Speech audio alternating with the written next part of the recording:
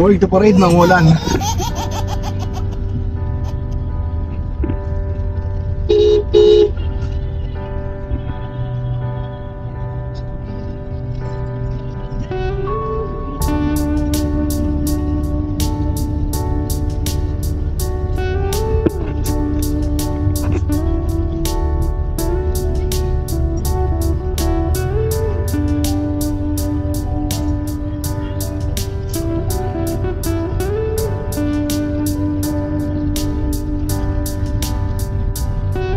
Si Ma'am Ann po, present nandiyan na po sa school. Nandun.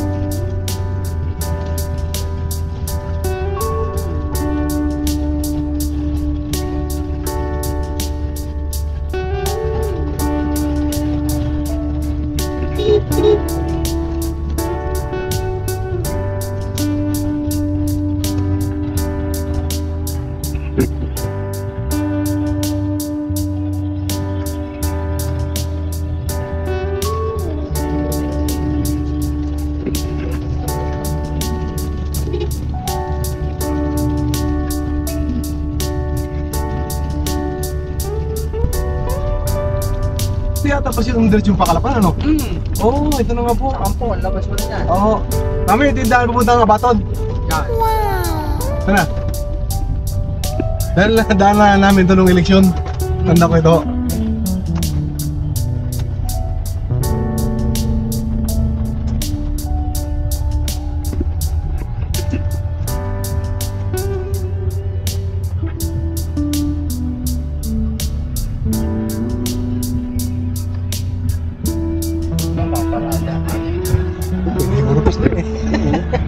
Ito po ano?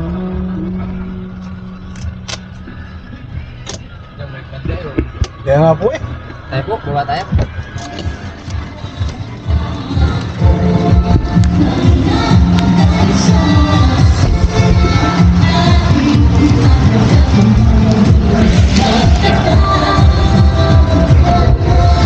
Ay, madulas, madulas.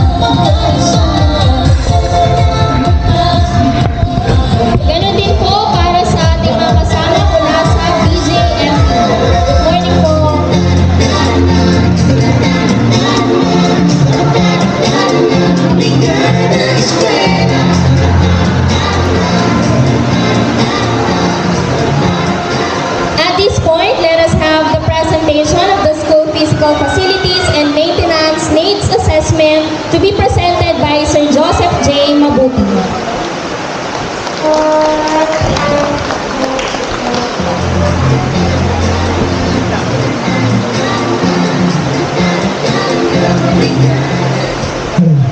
Okay, good morning po sa ating lahat.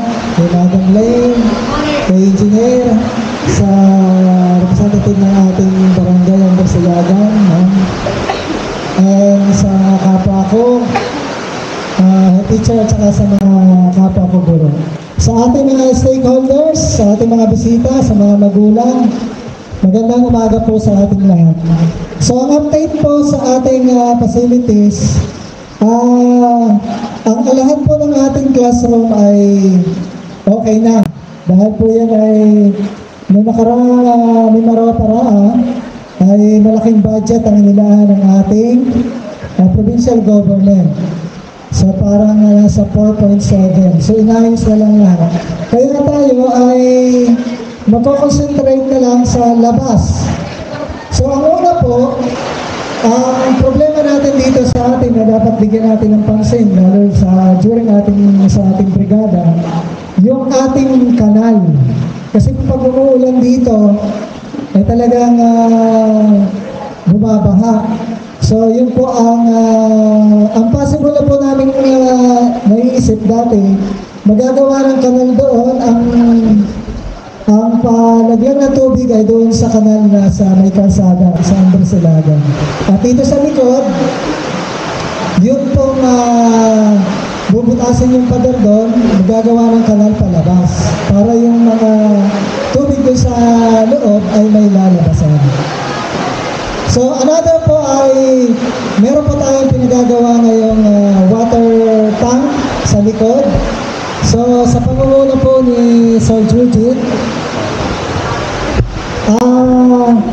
kasama po sa pagtutulungan sa ating brigada ay ang pag-aakot ng buhangin doon sa likod. Sana po maubos yung buhangin na yon. Doon na lang itatambak malapit sa water tank na ginagawa natin. So, another po, meron tayong lote dito ay nahingi ng ating PTA sa pangunguna ni Engineer ay sana gumanda ang panahon para yung mga magbibrigada sana makapagdala tayo ng pangtabas para malinisan yung likod dahil napakadamo. Kung maiingi po natin sa ating munisipyo na matambakan yun, ay mas maganda. So, meron din po yung kanal dito hanggang sa likod. Kasi po pag lumakas uli ang ulan, dapat ay wala siyang lalabasan kasi kaya dapat naayos din yun sa palikod. At paalaala po sa mga magbibrigada, sa pangunguna, sa pag-supervise ng ating mga advisor, yung pong mga damo, anyway, si Kuya Mar naman ay nakapag-grass cutter na. Kaunti na yung mga damo na ating gagamasin. Ang damo po ay doon ilalagay sa likod. Doon sa malalim na lugar doon, yung mga pinagtaniman ng mga halaman noong tree planting natin during the Maraparaan. So itatambak doon, hindi patimbon, kundi pakala. Para kung sakali man siya ay may kasamang lupa, hindi siya uumbok. Another po ay mapagtulungan din po sana natin na yung mga nailagay na mga silya na ilagay sa ating multipurpose room, dating comlab, yung mga magbibrigada dahil umuulan, ay naunang hakutin sa bawat classroom para malinis yung ating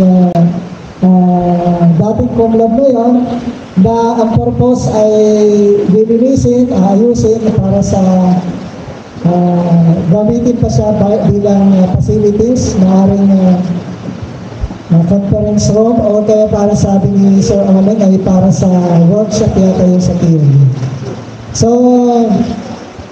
at ang iba pong mga pinturahin natin na hindi na pintura noong Mami Maropa ay pagtutulungan din po ngayong panahon ng brigada. Muli po, magandang umaga po sa ating lahat.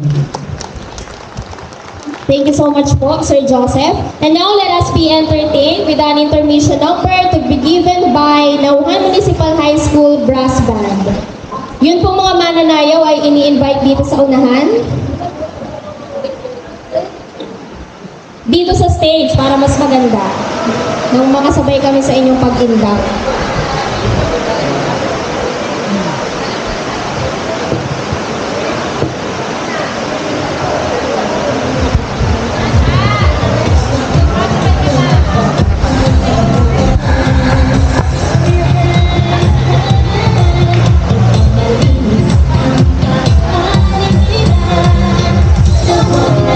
Sir Joseph, yun daw pong mananayaw dito po sa may harap.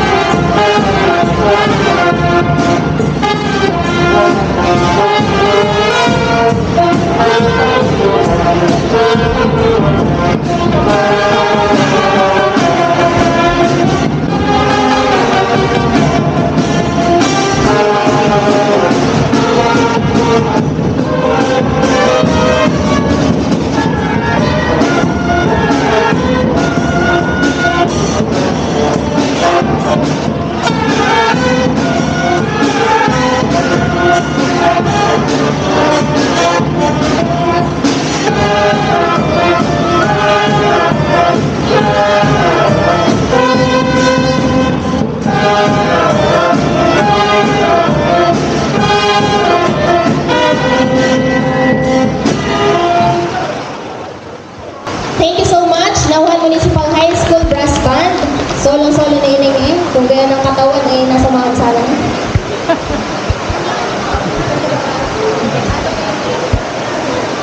Now, to give us a message of support, let us welcome the Barangay Representative, Ma'am Erlita Evora. A round of applause po.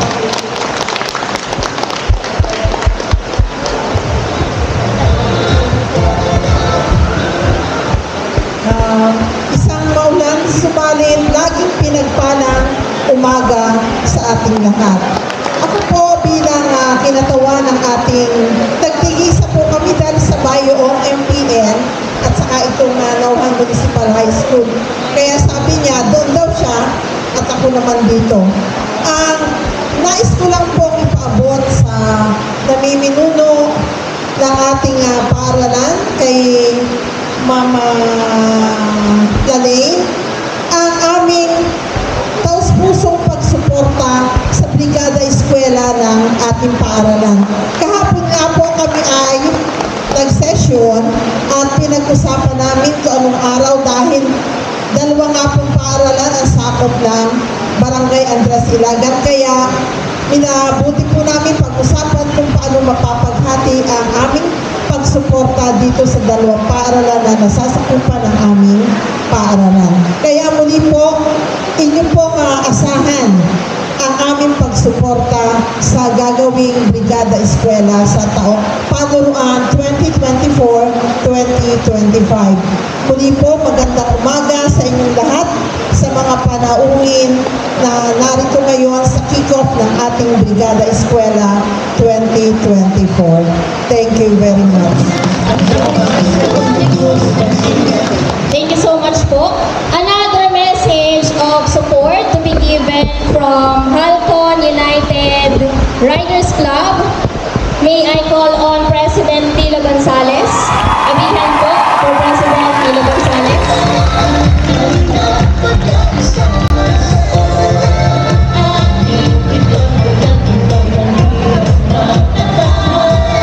Good morning po sa ating lahat. Ako naman po ikilala ng iba dito. Ako po ay tahimik pero yung pagsuporta ko naman po ay nasa Munhay. Dito po nagsimula lahat. So umasa po kayo ang mga kasamahan ko ng riders. Yan po ay taus-pusang tutulong. So magandang umaga po at pagpalang mga chatang.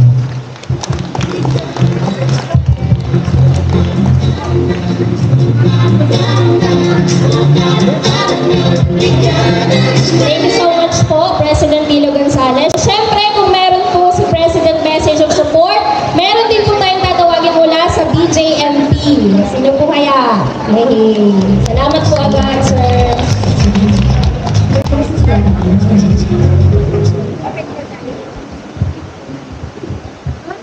Good morning po sa ating lahat. Mula po sa aming ahensya, Bureau of Jail Management and Penology, Nauhan District Jail, sa ilalim po ng pamumuno ng aming butinging warden na si Jail Senior Inspector Herman Jose G. Madrigal. Makakaasa po kayo na ang aming ahensya at ang aming mga personnel sa Bureau of Jail Management ay handa na tumulong sa ating programa sa paaralan na gawing ligtas at payapa at matiyak na handa ang ating paaralan sa darating na pasukan. Yun po muli at maraming salamat. Thank you so much po, sir. Another message of support will be given by a representative from the MDRR office.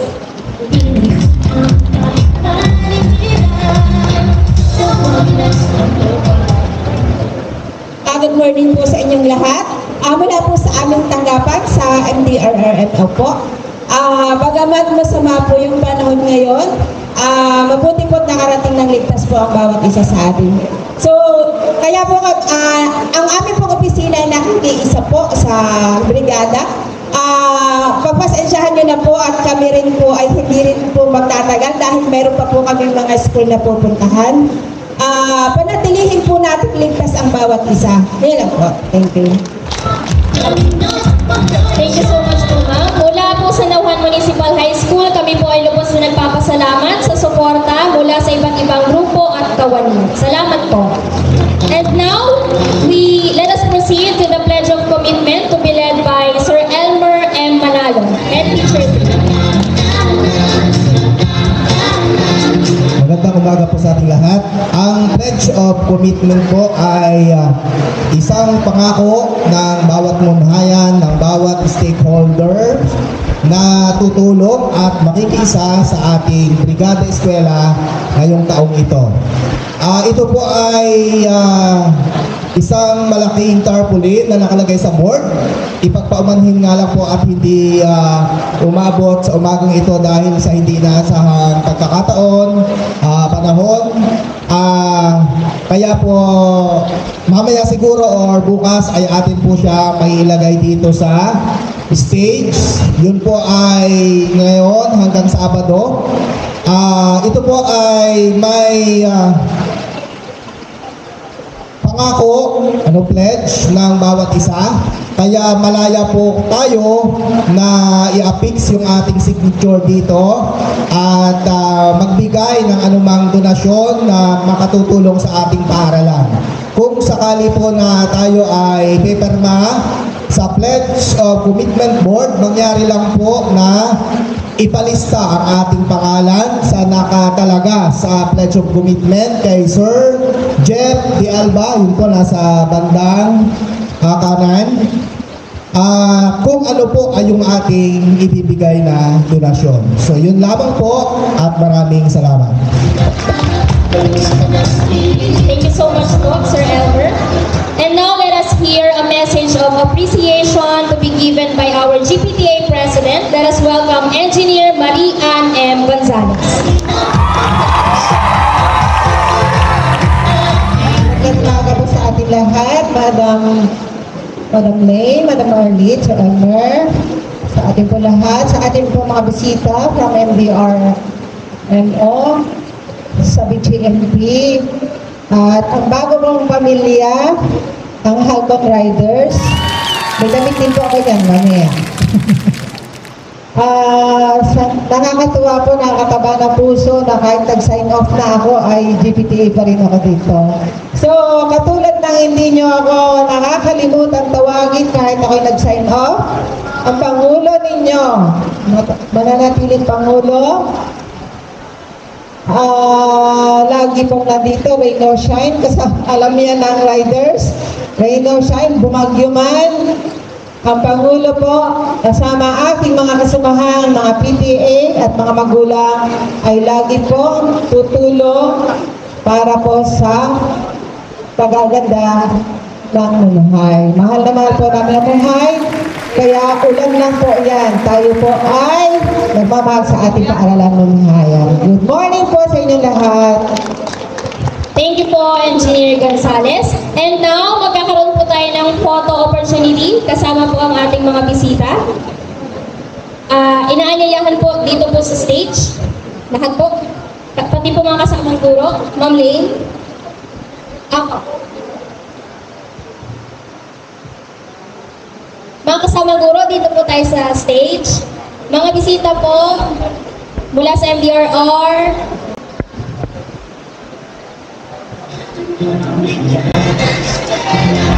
Sige po, isa-isa daw po. Mula po muna sa MDRRMO, kasama po mga guro. By group po ang ating gagawin. Welcome po! Hindi na po aalis ang mga guro. Dito na po tayo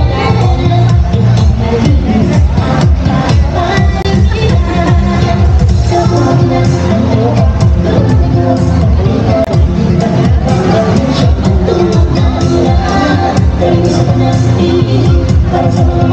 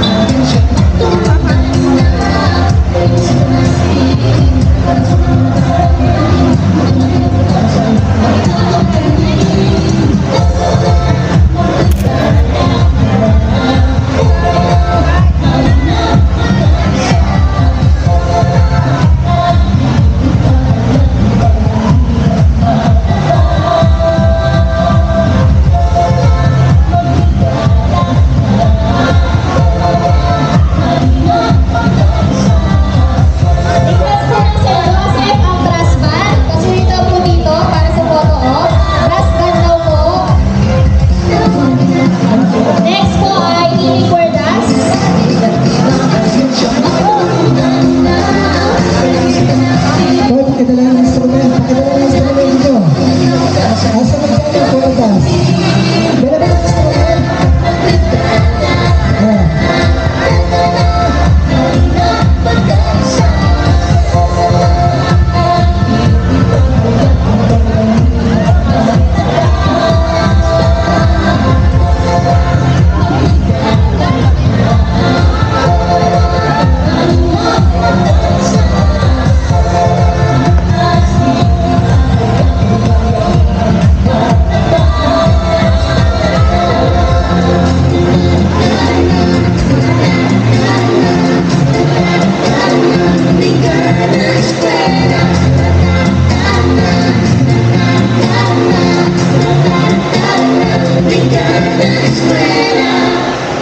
Amy Cuerdas.